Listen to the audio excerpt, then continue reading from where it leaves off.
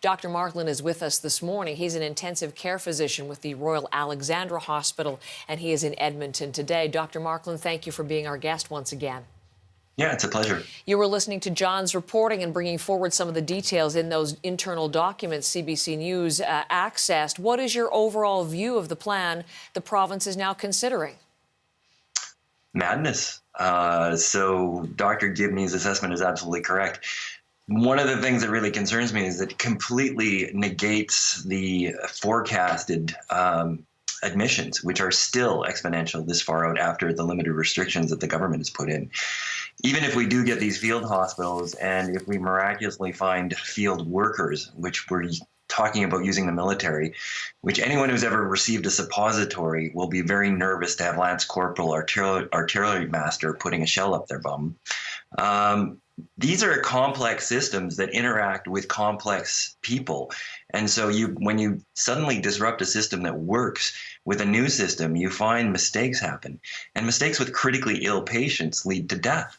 This is a half-hashed solution, which could have been prevented over a month ago with appropriate lockdown. Okay, hold on to that last thought. But back on the staffing point, again, yes, considering bringing in military to staff as the plan indicates, but you're not surely suggesting that military are going to be doing medical duties in this scenario. Well, if they're not doing medical duties, I don't know who's going to be doing them. We have literally in our unit recalled nurses from all other areas that could provide care, and we're pulling some out of retirement. The well is pretty close to dry for experienced staff. So then you look at distributing less complex tasks, but in an ICU, there aren't a lot of less complex tasks. All right, that is a good point. So in the staffing thing is this piece is a very big question of all of this. Do you see, or how do you see it working? Is there any scenario where you think these 4 field hospitals could be of benefit? The only thing that I think could possibly work is using them as a way to decant the non-acute patients who are in hospital beds right now. And in that situation, that works. There are people who are always better just waiting for long-term care or need enhanced care measures. And that could be done with military assistants and LPNs and care workers. I want to come back to your assessment overall, because the province, the Premier and Alberta Health Services, they have said this is a responsible approach, looking at the numbers and the trending. Alberta Health Services calling it part of the ongoing proactive planning. That's their view. Is it, or is it an admission of failure to you?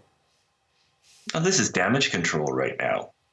This is where you send people so that they're not seen to be dying in the streets. But the next step is refrigerator trucks. That dire? Yes, it's that dire. When you overwhelm a hospital, you don't stop the regular sick people from coming in. They're still coming in. And when Christmas passes, we're going to see a wave of mental health disorders, which typically happens after Christmas. We see a lot of suicides, we see a lot of overdoses, and we're going to have to deal with that, I think, in spades this year, because mental health has been suffering more than ever. How quickly are we spiraling down there in Alberta? Because we were speaking to you just over a week ago. Are things worse even compared to that conversation?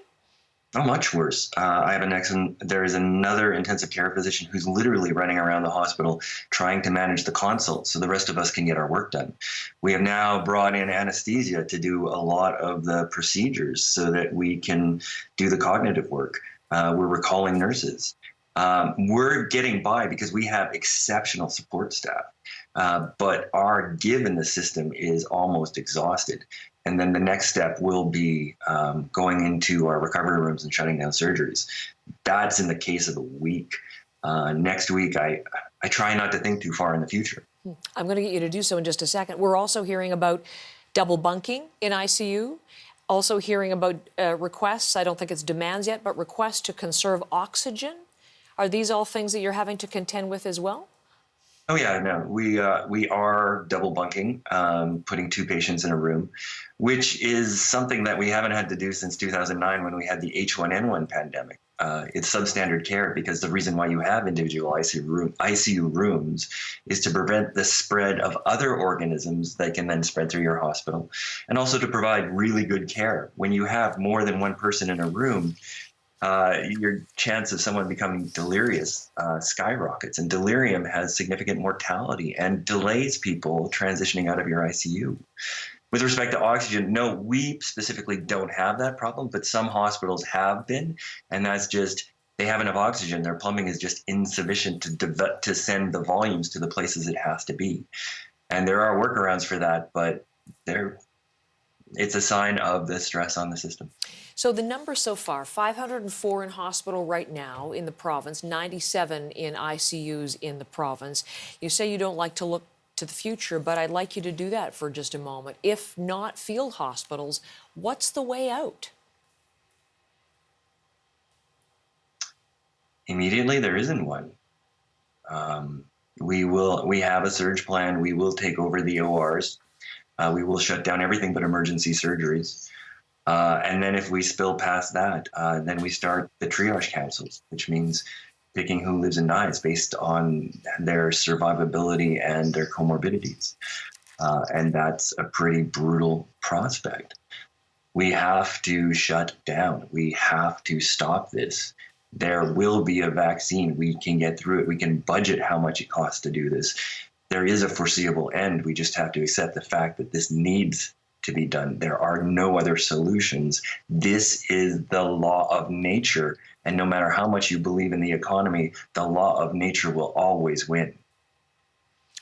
Dr. Darren Markland, thank you. That's a pretty chilling depiction of what you're dealing with there in the province. Appreciate your time this morning from Edmonton.